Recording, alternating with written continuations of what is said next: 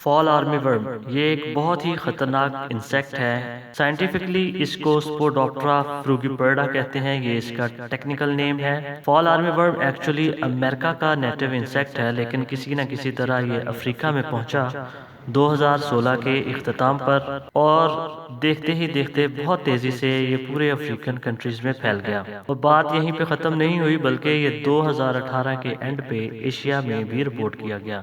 اور اس کے بعد سے لے کے یہ ایشیا میں بہت تیزی سے پھیل رہا ہے۔ یہ بہت ہی خطرناک اس لیے ہے کیونکہ یہ 3 دنوں میں ہی پوری کی پوری فصل کو تباہ کر سکتا ہے، اور اس کا جو کیٹرپلر ہے وہ آرمی کی شکل میں اٹیک کرتا ہے، اسی وجہ سے اس کو آرمی ورم کہا جاتا ہے۔ اس کو کراپ کے انویڈرز بھی کہا جاتا ہے کیونکہ یہ فصلوں میں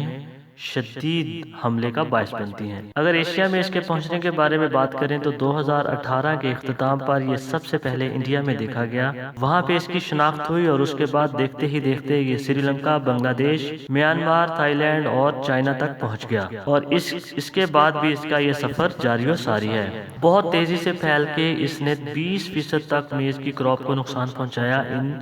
ایشین کنٹریز میں، اور اس کے پھیلنے کا سپریڈنگ کا جو سفر جاری و ساری ہے اس کے نتیجے میں اس کو انڈونیشیا، جاپان، نیپال، فلپینز، کوریا اور ویتنام جیسے ایشین کنٹریز میں بھی آئیڈینٹیفائی کیا گیا ہے، اور وہاں پہ بھی یہ بڑے پیمانے پر فصل میں میز کی فصل میں نقصان کا باعث بن رہا ہے۔ ابھی ریسنٹلی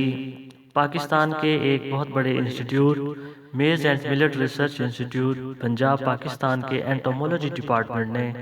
فال آرمی ورم کی آئیڈینٹیفیکیشن اور پریزنس کو کنفرم کیا ہے سندھ کے علاقہ میں۔ یہ بہت خطرناک اس لیے بھی ہے کیونکہ یہ بہت ہی تیزی سے پھیلتا ہے، اور فال آرمی ورم کا جو موت ہے وہ نوکٹرنل ٹائپ کا ہے، نوکٹرنل نیچر ہے، اور وہ رات کے وقت بہت زیادہ متحرک یعنی ایکٹیو ہو جاتا ہے، اور ہوا کی سمت اور ڈائریکشن اور سپیڈ ٹھیک ہونے کی صورت میں 100 کلومیٹر سے بھی زیادہ ایک رات میں یہ سفر کر سکتا ہے، یہ اس کا موت، اور اپنے پورے لائف سائیکل میں 1000 کلومیٹر تک سفر کرنے کی یہ صلاحیت رکھتا ہے۔ یہ گچھوں کی شکل میں کلسٹرز کی فارم میں ایگز دیتی ہیں، اور جس کے گچھے سینکڑوں کی تعداد میں، ہنڈرڈز کی تعداد میں انڈوں پہ مشتمل ہوتے ہیں۔ اگر ہوسٹ رینج کی بات کی جائے تو اس کا سب سے زیادہ پسندیدہ ہوسٹ مکئی ہے، میز ہے، اور میز کی تمام گروتھ سٹیجز ہی اس کے لیے اٹیک کے لیے سوٹیبل ہے۔ لاروا بنیادی طور پر مکئی کے پودے کے گچھے کے اندر رہتا ہے جس کو وورٹ کہتے ہیں، اور یہاں پہ اس کو کنٹرول بہت ہی زیادہ احتیاط کی ضرورت ہے۔ اگر اس کے متبادل ہوسٹ رینج کی بات کریں تو وہ بہت لمبی لسٹ ہے، یہ تقریباً 80 سے زیادہ فصلوں پہ فیڈ کر سکتا ہے، جس میں زیادہ پریفر کرتا ہے گراس فیملی کے ممبرز کو۔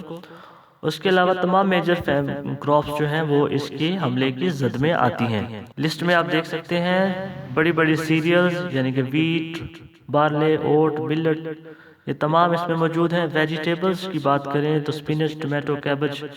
جیسی سبزیاں بھی اس میں موجود ہیں، جیسا کہ کاٹن ہے، رائس ہے، وہ بھی اس میں موجود ہیں، سورگم ہے، فروٹس جیسا کہ ایپل، پیچ، اورنج، پپایا، گریپس، یہ تمام چیزیں بھی اس کی ہوسٹ رینج میں موجود ہیں۔ اتنی لمبی ہوسٹ رینج ہونے سے یہ کنکلوڈ کیا جا سکتا ہے کہ اس کو کنٹرول کرنا بہت ہی زیادہ مشکل ہے، خاص طور پہ کراپ روٹیشن سے اس کو کنٹرول کرنا تو ناممکن سا ہی لگتا ہے، بیکاز اس کی اتنی لمبی ہوسٹ رینج کی وجہ سے۔ ایشیا کے لیے زیادہ نقصان دہ کیوں ہے؟ کیونکہ اگر ایک دفعہ یہ انسیکٹ کہیں پہ پہنچ جائے تو پھر وہاں سے اس کو ختم نہیں کیا جا سکتا، اور اس کا جو ٹریٹمنٹ ہے وہ بہت ہی زیادہ مہنگا اور کاسٹلی ہے، اور وہ بہت زیادہ مشکل بھی ہے۔ ایشیا میں میز بنیادی طور پر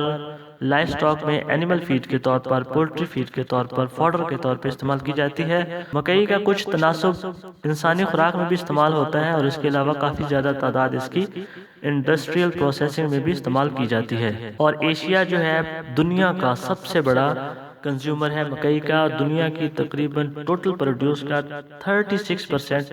ایشیا استعمال کرتا ہے۔ تو اس سے اندازہ لگا سکتے ہیں کہ اگر میز کی کراپ میں فال آرمی ورم کی وجہ سے ہونے والا نقصان مزید پھیلتا ہے تو اس سے بہت بڑے بڑے سیکٹر یعنی life stock sector, poultry sector اور بہت سارے انڈسٹریل کمپوننٹ بری طرح متاثر ہوں گے۔ یہ انسیکٹ اس لیے بھی زیادہ نقصان دہ ہے کیونکہ اس میں ریپروڈکشن کا ریٹ بہت زیادہ ہے، اس کی ہوسٹ رینج بہت بڑی ہے جو کہ تقریباً 80 کراپ پلانٹ پہ مشتمل ہے، اور یہ ایک رات میں 100 کلومیٹر سے زیادہ ٹریول کرنے کی صلاحیت رکھتا ہے۔ سارا سال اس کی جنریشن چلتی رہتی ہے، جنریشن میں کسی بھی سٹیج پہ کسی بھی پیریڈ میں گیپ نہیں آتا، اور اس کے جو متبادل اینیمیز ہیں جو ان کو جس کو بایولوجیکل کنٹرول کر سکتے ہیں وہ اس کی نسبتاً کم ایفیشینٹ ہیں۔ لیکن اگر یہ دیکھیں کہ کسی نہ کسی طریقے سے اس کو کنٹرول بھی کیا جا سکتا ہے، جی ہاں بالکل اس کو کنٹرول بھی کیا جا سکتا ہے، لیکن اس کے لیے باقاعدہ طور پر مانیٹرنگ کی ضرورت ہے تاکہ اس کو بر وقت آئیڈینٹیفائی اور کیا جا سکے، پہچانا جا سکے۔ اس کے علاوہ پلانٹنگ ٹائم کو ایڈجسٹ کیا جا سکتا ہے مختلف علاقوں میں تاکہ اس کے اٹیک سے بچا جا سکے، اور فیرومون ٹریپس بھی فیلڈ میں لگائے جا سکتے ہیں جس سے وہ انسیکٹ یا موتھ اس کی طرف اٹریکٹ ہوں گے، خاص طور پہ موتھ اٹریکٹ ہوں گے، اور جس سے ان کی پاپولیشن کو کم کیا جا سکتا ہے۔ ایک اور ٹیکنیک ہے پش اینڈ پل فینومینا۔ اس میں کچھ ایسے پلانٹس لگائے جاتے ہیں جو کہ اپنی طرف اٹریکٹ کرتے ہیں یا ریپیل کرتے ہیں۔ جو ریپیل کرنے والے ہیں وہ میز کے فیلڈ میں انٹر کراپنگ کی جاتی ہے، اور جو اٹریکٹ کرنے والے ہیں وہ ساتھ کسی قریبی فیلڈ میں لگائے جاتے ہیں۔ دیگر عوامل جو ہیں اس میں بایولوجیکل کنٹرول ہے جس کے ذریعے پریڈیٹرز استعمال کیے جا سکتے ہیں جو اس کے کیٹرپلر یا موتھ پہ فیڈ کریں۔ پیسٹی سائڈ سپرے کی جا سکتی ہیں جو اس کو کنٹرول میں ہیلپ فل ہیں، اور ریزسٹنٹ ورائٹیز ڈیولپ کی جا سکتی ہیں جس کی وجہ سے اس کے اٹیک میں کمی یا اس کے حملے میں کمی کا باعث ہوگا۔ اگر ریزسٹنٹ ورائٹیز کی ہم بات کریں تو اس کے لیے نیٹو ریزسٹنس ایکسپلائٹ کرنی پڑتی ہے، اور دوسرا ہے ٹرانسجینک ٹائپ۔ نیٹو میں مقامی تمام لوکل جرم پلانٹس کو سکرین کیا جاتا ہے اور اس سے آئیڈینٹیفائی کی جاتی ہیں، پہچانی جاتی ہیں ریزسٹنٹ ورائٹیز، تاکہ ان کو ملٹیپلائی کیا جا سکے اور ان کو کے ذریعے سے کمرشل ورائٹیز ڈیولپ کی جا سکے جو کہ زیادہ ریزسٹ کرنے کی صلاحیت رکھتی ہوں۔ دوسرا طریقہ ہے ٹرانسجینک میز۔ اس میں بی ٹی ٹائپ کی میز ڈیولپ کی جا سکتی ہے جس کے ذریعے سے اس کے انسیکٹ کے اٹیک کو کم کیا جا سکے گا اور اس کی وجہ سے ہونے والے نقصان کو بھی کم کیا جا سکے گا۔ بنیادی طور پر کوئی بھی ایک خاص طریقہ مکمل طور پر صلاحیت نہیں رکھتا فال آرمی ورم کو کنٹرول کرنے کی، لہٰذا اس کے لیے بہترین طریقہ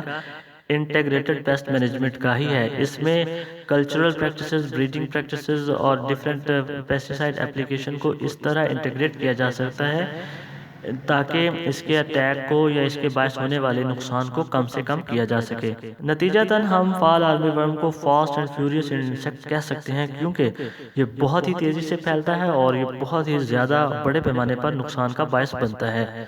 تو یہ تو تھی آج کی تمام ڈسکشن فال آرمی ورم کے حوالے سے۔ Thank you very much.